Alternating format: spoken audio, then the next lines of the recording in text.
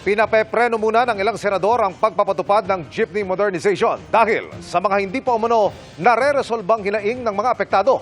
Ikinatuwa yan ng isang transport group pero inalmahan ng iba pa. Nakatutok si Mav Gonzalez.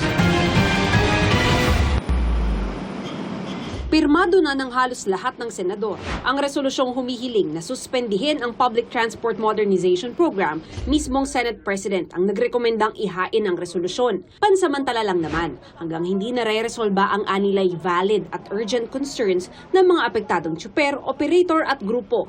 Marami pa anilang hindi nagko-consolidate ng pangkisa dahil kulang sa impormasyon at problemado sa pambili ng modern jeepney na masyadong mahal ayon umano sa government banks. There's a clear need for modernization. Pero ang problema lang dito is, we have to do it the right way. Wala pang ruta, paano i-modernize? I have yet to see a plan na magiging madali para sa mga PUV. At dun sa subsidy na yun, sinong mauuna? Sino ipaprioritize? Palakasan ba yun? Pero sabi ng isang senador, bakit mo naman sila pipigilin kung handa na sila? Maybe partial implementation na, yung mga handa na pwede na mag-implement na, yung hindi. Ikinatuwa naman ng grupong Piston ang resolusyon, sabay giit na ibasura ang modernization program. Kung isnabinaan nila ng Pangulo ang panawagan ay malamang na may mga susunod pang kilos protesta at transport strike.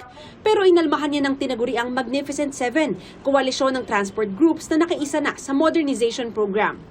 Hindi ho solusyon ang resolusyon. Ang solusyon, ipagpatuloy natin ito kung may mga butas along the way na may nakita at may mga problema, yun po ang ayusin. Gayunman, papasada pa rin daw sila anuman ang kahinatnan ng modernization program. Bago pa man ilabas ang resolusyon, ipinaliwanag sa liham ng Transportation Secretary sa Senate President ang ilang issue sa modernization program.